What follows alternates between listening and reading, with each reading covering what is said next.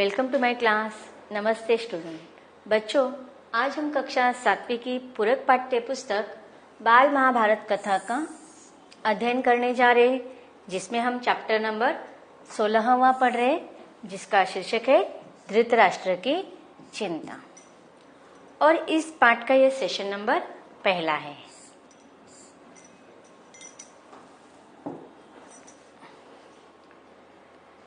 आज जो पाठ हम पढ़ने जा रहे हैं उसका शीर्षक है धृतराष्ट्र की चिंता।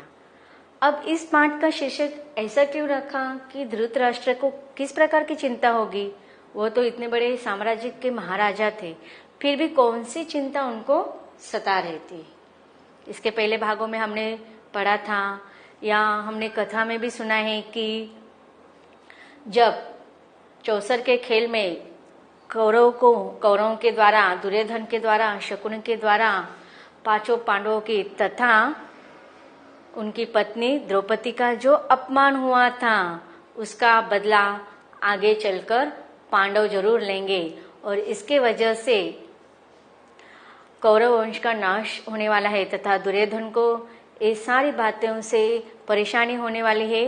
इस बात की चिंता धृतराष्ट्र की थी। और उसी समय जब पहला चौसर का खेल हुआ, उसमें सब कुछ पांडवों के हार जाने के बाद जब द्रौपदी दांव पर लगी थी और यह सारा अपमान वह भूल भी नहीं पाए थे, फिर भी दुर्योधन और शकुनि के बातों में आकर धृतराष्ट्र ने फिर से एक बार पांडवों को चौसर का खेल खेलने के लिए आमंत्रित किया था। और इस बार खेल का नियम थोड़ा अलग रखा गया था और यह जो नियम शकुनि ने और दुर्योधन ने बताया था धृतराष्ट्र को, इसके वजह से वह पांडवों को आमंत्रित करते हैं। पहले धृतराष्ट्र इस चौसर के खेल के लिए तैयार नहीं होते हैं, क्योंकि उनको पता है कि पहले चौसर के खेल में जो अपमान पांडवों के साथ हुआ था उसको वह कतई भूल नहीं पाएंगे और इसके वजह से कौरवों का जीवन संकट में आ सकता है। फिर धृतराष्ट्र को दुर्योधन की चिंता सताने लगी कि पता नहीं आगे क्या होने वाला है, पांडवों के द्वारा किस प्रकार से आक्रमण होगा, यह उनको समझ में नहीं आ रहा था। और ऐसे समय दुर्योधन और शकुनि ने धृतराष्ट्र को बताया कि अब इस बार जब हम चौसर का खेल खेलेंगे तब हम शर्त रखेंगे कि जो इस खेल में हार जाएगा वह 12 वर्ष के लिए वनवास चले जाएंगे। और इस प्रकार जब धृतराष्ट्र को यह शर्त पता चली तो धृतराष्ट्र प्रसन्न हो गए मन ही मन में, क्योंकि उनको पता था शकुनि के सामने कभी चौसर के खेल में कोई जीत नहीं पाएगा और अगर पांडव इस खेल में हार जाते हैं तो वह 12 वर्ष के लिए वनवास चले जाएंगे और इस बीच में कौरव और पांडव का आमना सामना नहीं होगा और तब तक दुर्योधन के जीवन को या दुर्योधन को किसी भी प्रकार की समस्या से जूझना नहीं पड़ेगा। और इस वजह से दुर्योधन आगे की सोचता है कि अगर इसमें पांडव हार जाते तो वह 12 वर्ष के लिए वनवास चले जाएंगे और तब तक हस्तिनापुर का जो वातावरण है थोड़ा शांत रहेगा और इसलिए वह उस चौसर के खेल के लिए तैयार हो जाते हैं और पांडवों को आमंत्रित करते हैं। और इस खेल में भी पांडव हार जाते हैं। अब हारने के बाद का वर्णन इस पाठ में किया है कि किस प्रकार वह जब शर्त हार जाते हैं तो वह जंगल चले जाते हैं और इन 12 वर्षों में एक वर्ष उनको अज्ञातवास के साथ बिताना है और इन बीच में अगर किसी को भी पता चल जाएंगे पांडव कहाँ है तो फिर से पुनः उनको 12 वर्ष का वनवास हो सकता था। जब द्रौपदी को साथ लेकर पांडव वन की ओर जाने लगे थे तो धृतराष्ट्र ने विदुर को बुला भेजा और पूछा, विदुर, पांडु के बेटे और द्रौपदी कैसे जा रहे हैं? मैं कुछ देख नहीं सकता हूँ, तुम ही बताओ कैसे जा रहे हैं वे। अब देखिए, दूसरी बार चौसर का खेल हारने के बाद शर्त के अनुसार पांचों पांडव अपने परिवार सहित अपनी पत्नी द्रौपदी के साथ वन जाने के लिए निकल रहे थे और उस समय धृतराष्ट्र अपने सबसे प्रिय मंत्री विदुर को बुलाते हैं और कहते हैं कि जिस प्रकार ये 5 पांडव अपने पत्नी के साथ वन जा रहे हैं उसे मैं देख नहीं पा रहा हूं, तो यह प्रसंग आप मुझे वर्णन करके बताइए। विदुर ने कहा, कुंती पुत्र युधिष्ठिर कपड़े से चेहरा ढककर जा रहे हैं। भीमसेन अपनी दोनों भुजाओं को निहारता, अर्जुन हाथ में कुछ बालू लिए उसे बिखेरता, नकुल और सहदेव सारे शरीर पर धूल रमाए हुए क्रमशः युधिष्ठिर के पीछे पीछे जा रहे हैं। तो यहाँ पर विदुर धृतराष्ट्र को 5 भाई किस प्रकार से वन के प्रवास के लिए आगे निकल रहे हैं और किस प्रकार से जा रहे हैं इसका वर्णन करें। द्रौपदी ने केशों से सारा मुख ढक लिया है, बिखरे हुए केशों से। देखो अब द्रौपदी के केश बिखरे हुए क्यों हैं? क्योंकि वह खुले हैं। अब द्रौपदी ने अपने केश या बाल खुले क्यों रखे थे?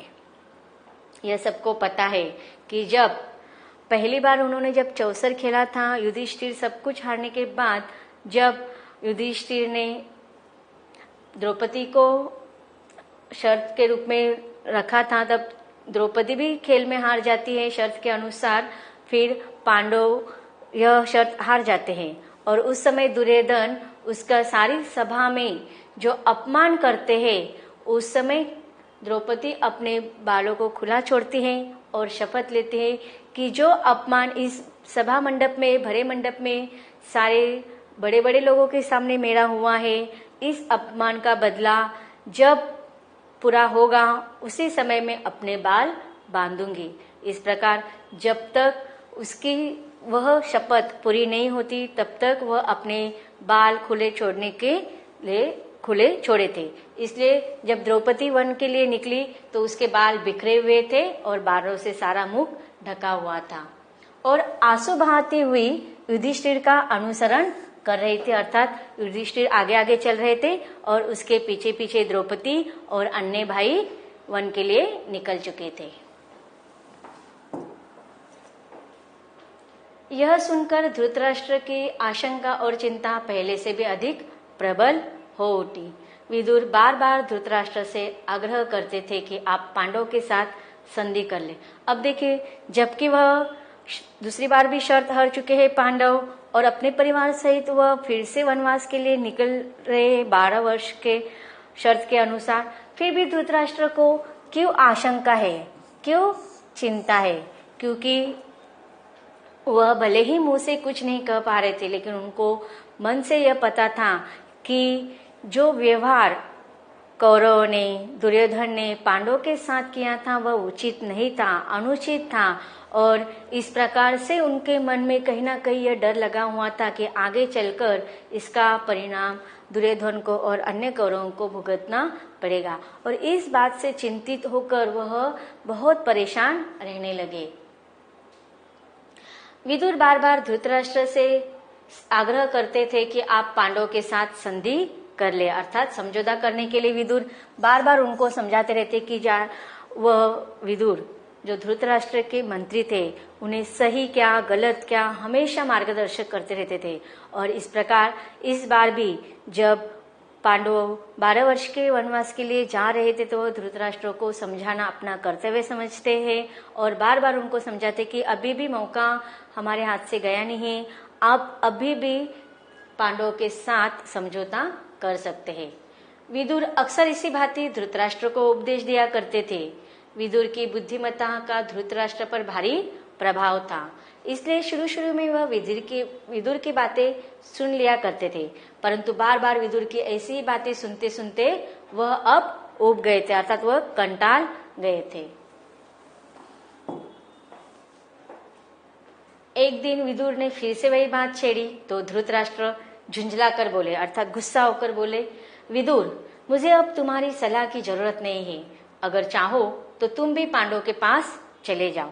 अब देखिए, अब तक धृतराष्ट्र कभी भी विदुर के साथ उन्होंने झुंझलाकर क्रोधित होकर बात नहीं की थी, क्योंकि वह हमेशा उनको अपना सखा मानते थे, दोस्त मानते थे, मंत्री मानते थे और विदुर भी उनको सही गलत उनकी बुद्धिमत्ता के अनुसार सलाह देते थे, मार्गदर्शन करते थे। लेकिन धृतराष्ट्र है वह अब क्या है कि उनके मन में चिंता सता रही है। एक तरफ उनके अपने पुत्र कौरव दुर्योधन, सबसे प्रिय पुत्र दुर्योधन, और दूसरी तरफ उनके भाइयों के बेटे पांडव, इनके बीच में वह उनके विचारों से लेकर वह चिंतित है। और तब आकर विदुर उनको बार बार कोई ना कोई सलाह देता था। तो इन सारी बातों से वह थोड़े कंटाल गए थे, उब गए थे, और इसलिए अचानक से उनको गुस्सा आ गया। हम लोगों के साथ भी ऐसा होता है ना कि बार बार अगर आप बच्चे स्कूल में जाते हैं, पढ़ाई करते नहीं है, तो टीचर भी आपको बार बार बोलते रहते हैं पढ़ाई करो पढ़ाई करो। घर में भी आपको पेरेंट्स आपको बार बार बोलते रहते हैं पढ़ाई करो पढ़ो। तो हर एक ही बात को बार बार अगर दोहराते रहते हैं तो आप भी उब जाते हैं, कंटाल जाते हैं, और फिर आपका क्रोध बाहर आ जाते हैं। फिर आप अपने पेरेंट्स पर चिल्लाते हैं, अपने फ्रेंड्स पर चिल्लाते हैं। उसी प्रकार धृतराष्ट्र ने भी अपना सारा गुस्सा विदुर पर निकाल दिया। अब भले ही विदुर को उस समय गुस्सा आया था, लेकिन जब विदुर ने उनका यह गुस्से वाली बातें सुने तो वह क्रोधित होकर जंगल चले जाते हैं। विदुर, मुझे अब तुम्हारी सलाह की जरूरत नहीं है, अगर चाहो तो तुम भी पांडवों के पास चले जाओ। धृतराष्ट्र यह कहकर बड़े क्रोध के साथ विदुर के उत्तर की प्रतीक्षा किए बिना ही अंतपुर में अर्थात महल में चले गए। विदुर ने मन में कहा कि अब इस वंश का सर्वनाश निश्चित है। अब विदुर को ही नहीं, बाकी जो पांडवों के बाजू में थे, इन सारे लोगों को पता था कि कौरव का वंश कभी ना कभी तो सर्वनाश उनका होने वाला ही है। उन्होंने तुरंत अपना रथ जुतवाया और उस पर चढ़कर जंगल में से उस ओर तेजी से चल पड़े जहां पांडव अपने वनवास काल व्यतीत कर रहे थे। विदुर के चले जाने पर धृतराष्ट्र और भी चिंतित हो गए। अब देखिए, धृतराष्ट्र ने गुस्से में आकर, क्रोध में आकर विदुर को तो बोल दिया, और उस वजह से क्रोधित होकर विदुर भी वनवास में पांडवों के पास चले गए। लेकिन बाद में धृतराष्ट्र को थोड़ा पछतावा होने लगा कि उसको इस तरह का व्यवहार विदुर के साथ नहीं करना चाहिए। हमारे साथ भी ऐसा होता है ना कि क्रोध में हम कभी कभी गुस्से में आकर किसी पर चिल्लाते हैं और बाद में हमें पछतावा होता है कि नहीं, यहाँ हमारा व्यवहार अच्छा नहीं था। तो उसी प्रकार का धृतराष्ट्र को भी थोड़ा पछतावा हो रहा है कि विदुर के साथ उसे इतनी क्रोधित होकर बातें नहीं करनी चाहिए थी। वह सोचने लगे कि मैंने यह क्या कर दिया, विदुर को भगाकर मैंने भारी भूल कर दी। यह सोचकर धृतराष्ट्र ने संजय को बुलाया और कहा, संजय यह भी धृतराष्ट्र का विदुर के समान एक मंत्री है, और कहा जाता है कि इसको दिव्य दृष्टि प्राप्त हुई थी कि जिस स्थान पर वह नहीं होता है लेकिन उस स्थान की सारी घटनाओं को वह देख सकता था। इसीलिए जब कुरुक्षेत्र में युद्ध हो रहा था तो वहां का सारा विवरण संजय धृतराष्ट्र को महल में दे रहा था। अब विदुर तो चला गया था, इसलिए वह अपना दूसरा मंत्री संजय को बुलाते हैं और कहते हैं, संजय, मैंने अपने प्रिय विदुर को बहुत बुरा भला कह दिया। इससे गुस्सा होकर वह वन में चला गया है। तुम जाकर उसे किसी तरह समझा बुझाकर मेरे पास वापस ले आओ। धृतराष्ट्र की बात मानकर संजय जंगल में पांडवों के आश्रम में जा पहुंचे। संजय ने विदुर से बड़ी नम्रता के साथ कहा, धृतराष्ट्र अपनी भूल पर पछता रहे। आप यदि वापस नहीं लौटेंगे तो वह अपने प्राण छोड़ देंगे। कृपया अभी लौट चले। तो इस प्रकार धृतराष्ट्र के मन में जो निर्णय था वह संजय आकर विदुर को बताते हैं। यह बात सुनकर विदुर युधिष्ठिर आदि से विदा लेकर हस्तिनापुर के लिए चल पड़े। हस्तिनापुर पहुंचकर जब धृतराष्ट्र के सामने गए तो धृतराष्ट्र ने उन्हें बड़े प्रेम से गले लगा लिया और गदगद स्वर में बोले, निर्दोष विदुर, मैं उतावली में जो बुरा भला कह बैठना उसका बुरा मत मानना और मुझे क्षमा कर देना। देखिए, इतना बड़ा राजा था, फिर भी अपने प्रिय मंत्री से अपनी हुई गलती पर वह क्षमा याचना करता है। देखते हैं कठिन शब्दों का अर्थ। आग्रह, अनुरोध, अक्सर, प्रायः। तो बच्चों, अब तक हमने देखा कि धृतराष्ट्र के द्वारा क्रोधित होने पर जब विदुर वनवास चले जाते हैं लेकिन जब धृतराष्ट्र को पछतावा होते हैं तो फिर से उनको बुला लेते हैं। अब आगे पांडवों का वनवास किस प्रकार आगे बढ़ा, इसका वर्णन पढ़ेंगे इसके अगले भाग में।